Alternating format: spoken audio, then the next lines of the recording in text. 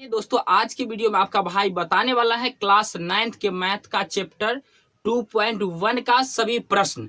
तो आइए वीडियो को स्टार्ट करते हैं। तो सबसे पहला प्रश्न इसमें दिया गया है कि निम्नलिखित व्यंजकों में कौन कौन एक चर में बहुपद है और कौन कौन नहीं है, कारण के साथ उत्तर दीजिए। मतलब ये एनसीईआरटी का 2.1 का पहला प्रश्न है जिसमें 5 गो प्रश्न दिया गया है। प्रत्येक प्रश्न को एक एक करके हम देखते हैं। तो आइए इसको बनाने का प्रयत्न करते हैं। तो यहाँ पे बोला गया है कि इसमें से कौन सा एक चर में बहुपद है, मतलब एक चर में बहुपद है और कौन नहीं है, अगर कारण सहित इसका उत्तर देना है। तो सबसे पहले बहुपद होने का जो नियम होता है ना कि कोई भी बीजीय व्यंजक बोले तो कोई भी बीजीय व्यंजक जिसमें जिसमें क्या हो, चर का जो मान हो ना, चर बोले तो वेरिएबल मतलब एक्स वाई जेड कुछ भी हो सकता है इत्यादि, इसका जो घात होना चाहिए वो हमेशा एक्स वाई जेड मतलब चर का जो घात होना चाहिए ये हमेशा प्लस में होना चाहिए और पूर्ण संख्या होना चाहिए। मतलब पूर्ण संख्या होना चाहिए। धन कहने का मतलब ये हुआ कि धनात्मक पूर्णांक जब किसी भी जितना भी कोई भी बीजीय व्यंजक में जितना भी चर है सभी का मान घात क्या होना चाहिए, प्लस में होना चाहिए और एक पूर्ण संख्या बोले तो 0 1 2 3 ऐसे करके जाते हुए बट्टा या माइनस में नहीं होना चाहिए। तो चलिए पहला जो दिया गया है इसमें बोला है 4x² - 3x प्लस 7। यहाँ पे देखिए चर कहाँ है, एक यहाँ है एक यहाँ है। यहाँ चर का जो घात है प्लस का 2 है, चलिए ये तो ठीक है। और यहाँ चर का घात क्या है, नहीं कुछ है तो 1 है। कहने का मतलब है कि यहाँ चर का घात प्लस में भी है और यहाँ चर का घात क्या है, एक पूर्ण संख्या है। तो ये क्या हो जाएगा, बहुपद होगा, बहुपद है। और एक चर में भी है, एक चर में है, चर एक ही है ना, वेरिएबल सिर्फ एक्स है ना। अगर वाई रहता तो 2 चर में होता, अगर जेड रहता तो 3 चर में होता। आइए दूसरा जो दिया गया है y² प्लस √2। यहाँ पे चर देखिए, यहाँ है चर, इसका घात जो है प्लस में भी है और एक पूर्ण संख्या भी है। तो कहने का मतलब ये भी क्या है, एक बहुपद है और वो भी एक चर में है। देखते हैं सिर्फ एक ही चर है, मतलब सिर्फ y है तो एक चर में हुआ।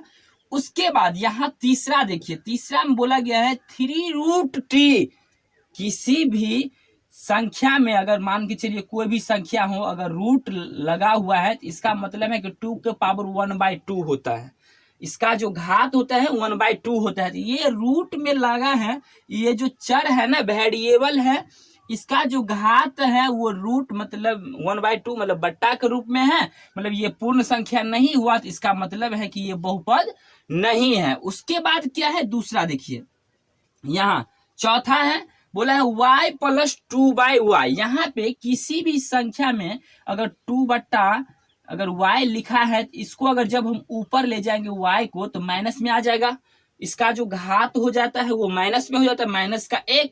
ये बट्टा में लिखा हुआ है इसलिए ये ऊपर जाएगा तो माइनस में आएगा। यहाँ तो प्लस में है इसका घात, लेकिन यहाँ जो है ये ऊपर जाएगा तो माइनस में आ जाएगा, इसलिए ये बहुपद नहीं हुआ। उसके बाद यहाँ देखिए x के पावर 10 प्लस y के पावर 3 प्लस t के पावर 50।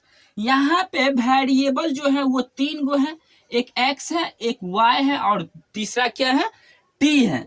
सब प्लस में है, सब प्लस में है इसका घात। उसके बाद यह एक पूर्ण संख्या भी है 10 3 50। तो ये बहुपद तो है लेकिन एक चर में नहीं है, ये 3 चर में है।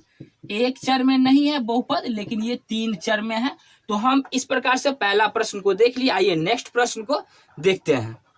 नेक्स्ट प्रश्न जो दूसरा है वो बोलता है कि निम्नलिखित में से प्रत्येक में x² का गुणांक निकालिए। गुणांक का मतलब होता है कॉफिशिएंट। किसी भी बीजीय व्यंजक का जो एक पद होता है उसमें जो संख्या गुणा में रहता है उसको गुणांक बोलते हैं। तो इसमें क्या बोलता है कि x² का गुणांक मतलब x² के गुणा में कौन सा संख्या थी। यहाँ पे देखिए x² यहाँ है, इसके गुणा में कुछ नहीं है, तो कहने का मतलब है प्लस का 1 है। प्लस यहाँ चिन्ह भी लेना होता है, 1 है मतलब प्लस का 1। तो इसका x² का गुणांक कितना है, तो 1 है। तो यहाँ पे हम लिख दिए इसका आंसर 1। उसके बाद दूसरा में इसमें बोला है कि 2 - x² प्लस x³ तो सिर्फ यहाँ पे देखना है एक्स स्क्वायर वाला का, तो एक्स स्क्वायर यहाँ भी गुना में कुछ नहीं है, तो कहने का मतलब है एक है, लेकिन इस बार क्या हो जाएगा, माइनस का एक हो जाएगा। यहाँ चिन्ह देखते हैं, एक से पहले क्या है, माइनस का चिन्ह है, तो यहाँ पे हो जाएगा माइनस का एक इसका गुणांक। उसके बाद यहाँ देखिए, इसमें इस बहुपद में देखिए, इसमें एक्स स्क्वायर का गुणांक कितना हो जाएगा, तो इसमें होगा पाई बाय 2। इसमें यहाँ पे है इसका गुना में, एक्स स्क्वायर के गुना में कितना है, पाई बाय 2 है, तो यहाँ पे हो जाएगा इसका आंसर पाई बाय 2। उसके बाद यहाँ देखिए √2x + 1, मतलब यहाँ पे एक्स स्क्वायर है ही नहीं, तो इसका मतलब है कि यहाँ पे एक्स स्क्वायर नहीं है, इसका गुणांक एक्स स्क्वायर का 0 हम रख सकते हैं ना। इसमें 0 अगर होगा तो 0 और 1 को 0 और इसको गुना करते हैं तो 0 हो जाएगा। इसका मतलब है इसका गुणांक जो है एक्स स्क्वायर का इस बहुपद में कितना है, तो वो हो जाएगा 0। इस प्रकार से हम दूसरा प्रश्न भी देख लिए। आइए तीसरा प्रश्न क्या बोलता है उसको देखते हैं। इसमें बोलता है क्या कि 35 घात के द्विपद का और 100 घात के एक पदी का एक एक उदाहरण देना है। 35 घात बहुपद का, कोई भी बहुपद का मतलब सबसे अधिकतम, किसी भी बीजीय व्यंजक में सबसे अधिकतम घात जो होता है वही बहुपद का क्या कहलाता है, घात कहलाता है। तो इसमें बोलता है क्या कि 35 घात का, 35 घात मतलब 35 घात x को पावर 35 लिख सकते हैं मेरा मन है तो, या 2x के पावर 35 लिख सकते हैं, या 7x के पावर, इसमें एक एक उदाहरण देना है जो लिखना है। लेकिन बोलता है क्या कि द्विपद का, उसमें पद कितना होना चाहिए, 2, तो यहाँ पे हम प्लस का 5 दे देते हैं। तो कहने का मतलब है ये तो एक उदाहरण हो गया, पहला का मतलब उदाहरण हो गया।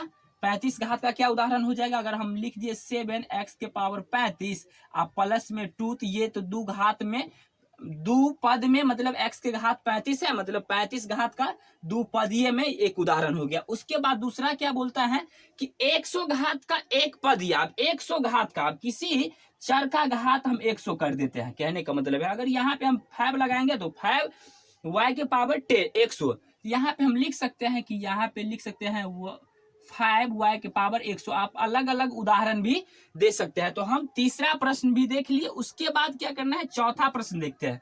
चौथा प्रश्न में बोलता है कि निम्नलिखित बहुपदों में से प्रत्येक बहुपद का घात लिखिए, मतलब बहुपद का घात लिखना है। बहुपद का घात का मतलब है कि प्रत्येक पद, एक पद ये हुआ, 2 पद हुआ, 3 पद हुआ, सबसे जो अधिकतम घात वाला जो होता है, सबसे अधिकतम घात जो होता है वही बहुपद का, मतलब प्रत्येक पद में सबसे जो अधिकतम घात होता है वही पूरे बहुपद का क्या कहलाता है, घात।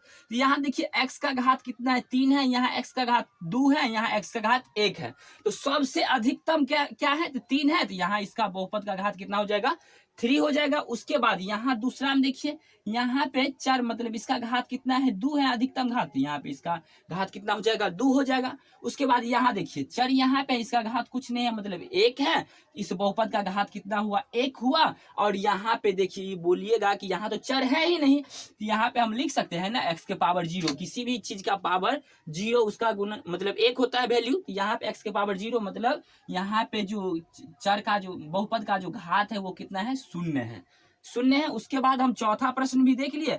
आइए पांचवा प्रश्न और अंतिम प्रश्न को देखते हैं। बोलता है क्या कि बताइए कि निम्नलिखित बहुपदों में से कौन कौन बहुपद रैखिक है। रैखिक का मतलब होता है ऐसा बहुपद जिसका घात कितना हो, 1 हो, ऐसे बहुपद को क्या बोलते हैं, रैखिक बहुपद बोलते हैं। और बोलता है कौन कौन द्विघाती है और कौन कौन त्रिघाती है। इसमें से बहुपद में से चयन करना है कि कौन कौन बहुपद जो है एक घाती है, कौन कौन द्विघाती है और कौन कौन त्रिघाती है। तो यहाँ पे देखिए ना, बहुपद मतलब ये एक पद, ये 2 पद इसमें देखना नहीं है, सिर्फ घात देखना है। तो यहाँ पे अधिकतम घात कितना है, 2 है, तो इसका मतलब है कि ये बहुपद कौन सा बहुपद हो गया, तो द्विघाती हो गया। कौन सा बहुपद हुआ, ये द्विघाती हो गया। उसके बाद यहाँ देखिए इस बहुपद में इसका अधिकतम घात कितना है, 3 है, ये कौन सा बहुपद हो गया, तो त्रिघाती हो गया, त्रिघाती। उसके बाद इस बहुपद में देखिए घात, अधिकतम घात कितना है, 2 है, इसको हम लिख सकते हैं कि ये द्विघाती है, मतलब इसका घात कितना है, 2 है, तो इसको हम द्विघाती लिख सकते हैं। अच्छा यहाँ देखिए, यहाँ इसका घात कितना है, इस बहुपद का घात कितना है, 1 है, तो एक घाती हम लिख सकते हैं, या इसी को मैथमेटिक्स के फॉर्म में लिख सकते हैं रैखिक बहुपद। रैखिक मतलब जिसका घात कितना हो, 1 हो, ऐसे बहुपद को क्या बोलते हैं, रैखिक बहुपद बोलते हैं। उसके बाद यहाँ देखिए इसका भी मतलब घात कितना है, 1 है, तो इसको भी लिख सकते हैं रैखिक बहुपद है, ये रैखिक बहुपद। उसके बाद देखिए आर स्क्वायर, इसका घात कितना है तो 2 है, तो इसको हम लिखेंगे द्विघाती बहुपद, द्विघाती। उसके बाद यहाँ देखिए x का घात कितना है 3 है, मतलब पूरे बहुपद का घात कितना हो गया 3, इसको हम लिख सकते हैं त्रिघाती बहुपद, त्रिघाती बहुपद। इस प्रकार से हम प्रश्नावली 2.1 को पूरे प्रश्न को देख लिए। अगर वीडियो पसंद आए तो वीडियो को लाइक करें, चैनल को सब्सक्राइब करें, दोस्तों के साथ शेयर करें। फिर मिलते हैं आपको नेक्स्ट वीडियो में, तब तक के लिए धन्यवाद।